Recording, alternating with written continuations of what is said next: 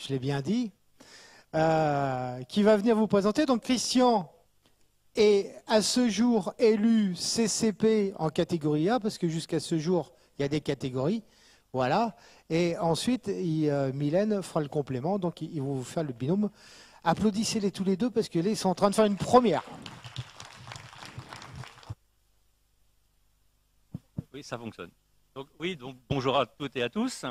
Donc oui, je suis heureux d'accueillir Mylène, parce que comme Stéphane vous l'a dit, moi je suis la tête de liste sortante de la catégorie CCP. Et maintenant, je passe le flambeau à Mylène.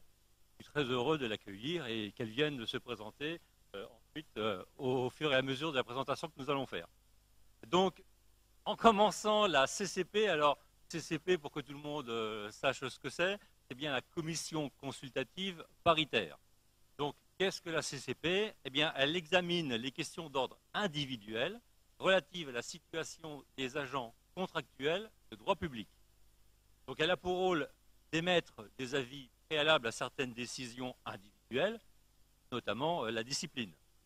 Parce que depuis la loi de transformation de la fonction publique, alors la CCP, elle regroupe à elle seule la situation de tous les agents contractuels des catégories A, B et C, parce qu'avant, dans la précédente mandature, il y avait une CCP A, une CCP B, une CCP C, et maintenant uniquement une seule CCP qui regroupe l'intégralité des agents.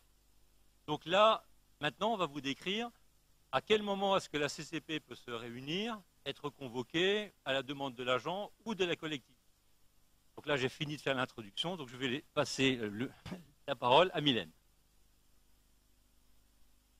Bonjour à toutes et à tous. La CCP, elle doit être saisie par la collectivité dans les cas suivants. Sur le tuilage, il n'y a pas de problème à force ouvrière.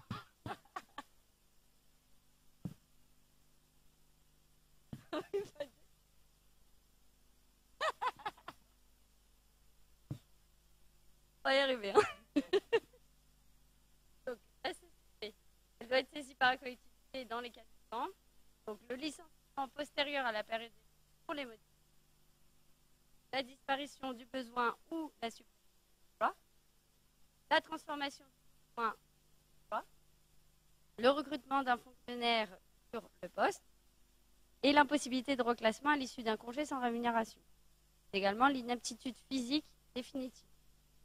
Donc, il y a aussi pour l'insuffisance professionnelle, des sanctions disciplinaires pour les sanctions autres que l'avertissement et le blâme, le non-renouvellement d'un contrat d'un agent investi d'un mandat syndical, le refus d'un congé pour formation syndicale, et aussi la mise à disposition d'une organisation syndicale, ou encore le transfert de l'agent dans le cadre d'une restitution de compétences ou de la création d'un service commun. Et enfin, le refus pour la deuxième fois d'une demande, sous plusieurs motifs, la formation d'intégration et de spécialisation, la formation de perfectionnement, la préparation à un cours, la formation personnelle et l'apprentissage de la langue française. Voilà. Je vais repasser le flambeau à Christian.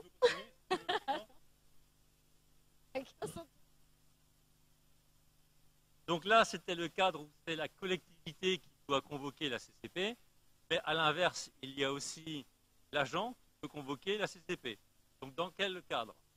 Vous avez la demande de révision du CREP, c'est le compte rendu de l'entretien professionnel, le refus de l'autorité d'accomplir un service à temps partiel, des litiges relatifs aux conditions de travail à temps partiel, également refus d'une première demande ou d'une demande de renouvellement de télétravail, l'interruption du télétravail à l'initiative de la collectivité ou de l'agent, refus d'une demande de formation dans le cadre du compte personnel de formation, refus d'une demande de congé épargné sur un compte d'épargne-temps, et il existe également d'autres cas très pointus, mais je ne vais pas tous vous les expliciter ici, au risque de vous endormir un petit peu, parce que c'est un petit peu plus compliqué. Il vous faudra tout simplement de venir nous voir afin d'analyser votre situation et nous aurons les réponses pour vous. Voilà, merci pour nous.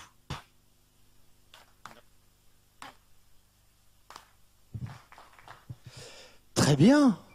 Pour une première, c'est pas mal. Merci. Il faut féliciter Mylène. Bah bien, évidemment. Bravo Mylène. Mylène, faut que tu y retournes.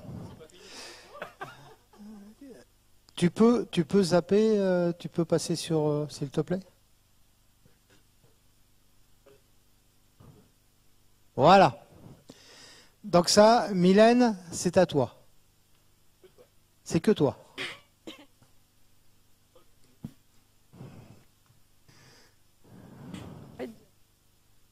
Alors, les personnes représentées dans la liste de CCP, les têtes de liste avec moi, donc je suis tête de liste, donc je m'appelle Mylène Goulvan.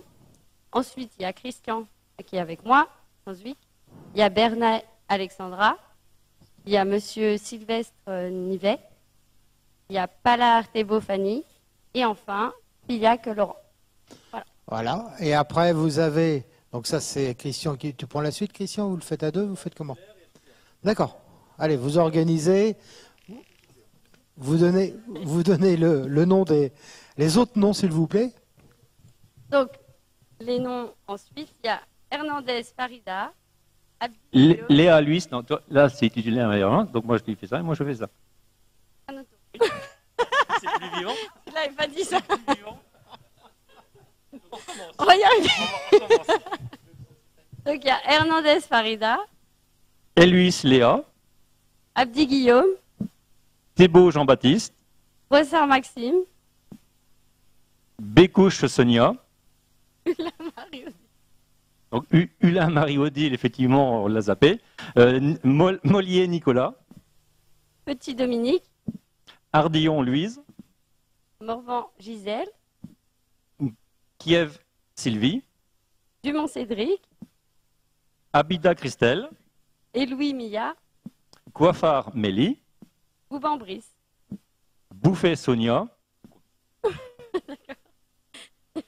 Grenoyot Isabelle, Le Quart d'heure Sarah. et enfin, Barico Sylvie. Je pense qu'on peut les applaudir. Allez, ovation.